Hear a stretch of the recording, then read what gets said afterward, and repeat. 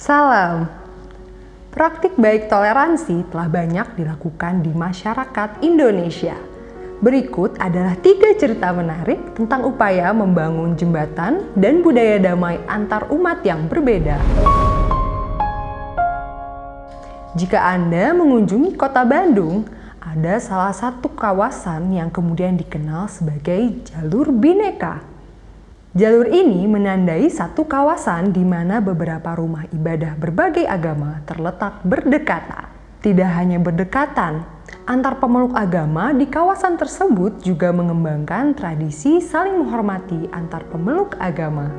Istilah Jalur Bhinneka diinisiasi oleh Jakatarum atau Jaringan Kerja Antar Umat Beragama. Melalui Interfaith Youth Camp yang diselenggarakan setiap tahun, mereka memperkenalkan pesertanya dengan berkeliling rumah-rumah ibadah. Jalur Bhinneka meliputi kawasan Pagarsih, daerah Andir, dan daerah Jalan Kelenteng.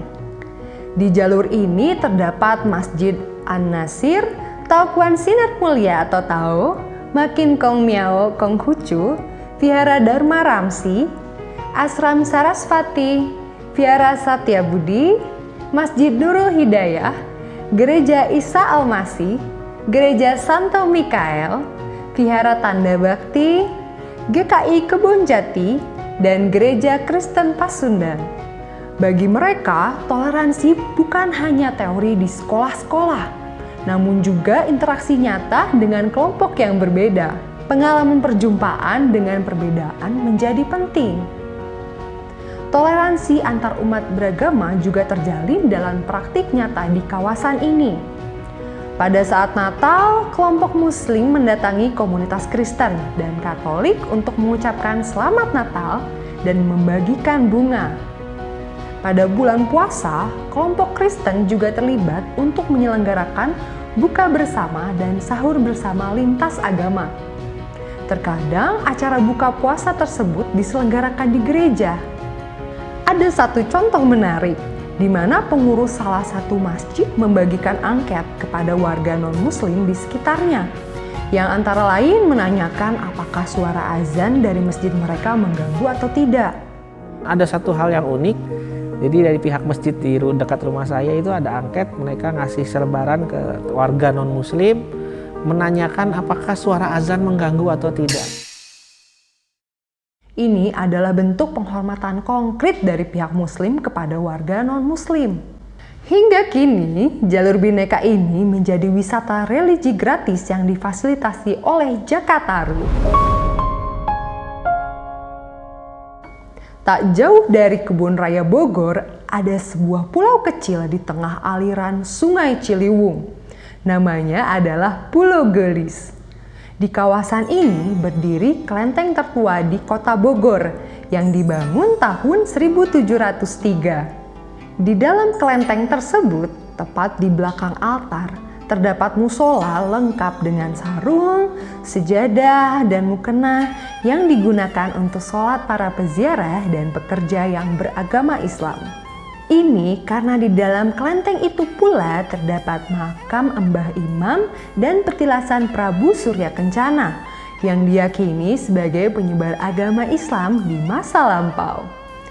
Di pulau kecil yang padat penduduknya itu tinggal orang Sunda dan orang Tionghoa yang hidup membaur. Pembauran ini terjadi sudah ratusan tahun tanpa masalah.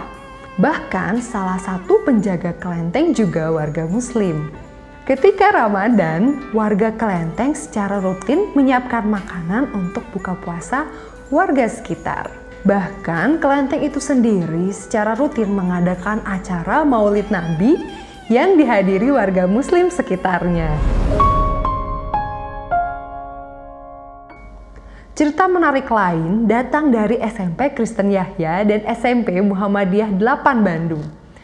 Kedua sekolah ini berinisiatif membuat program bersama untuk saling mempertemukan murid-muridnya yang berbeda agama dalam sebuah acara. Difasilitasi oleh Peace Generation, anak-anak SMP Kristen Yahya berkunjung duluan ke SMP Muhammadiyah 8. Mereka berinteraksi bersama melalui berbagai permainan dan percakapan untuk meruntuhkan prasangka-prasangka antar agama yang memang ada sebelumnya. Bagi mereka, untuk mengikis prasangka buruk itu tidak cukup hanya melalui materi di dalam kelas. Anak-anak harus dibiasakan berinteraksi dengan orang yang berbeda darinya. Kunjungan balasan juga dilakukan oleh pihak SMP Muhammadiyah 8 dengan proses interaksi yang juga didesain sedemikian rupa agar anak-anak didik tersebut saling memahami. Terbukti, prasangka buruk yang selama ini terawat di kepala mereka terhadap penganut agama lain runtuh dan mencair. Ada dalam benak saya gitu, orang barat tuh hedoni. We can sit together and talking. It's just like therapy breaking down the walls.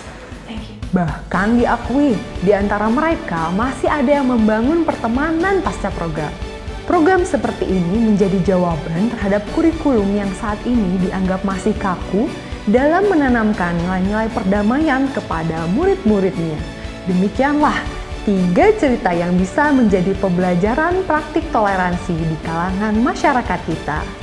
Tentu ada banyak cerita lain yang bisa kita gali dari seantero Indonesia.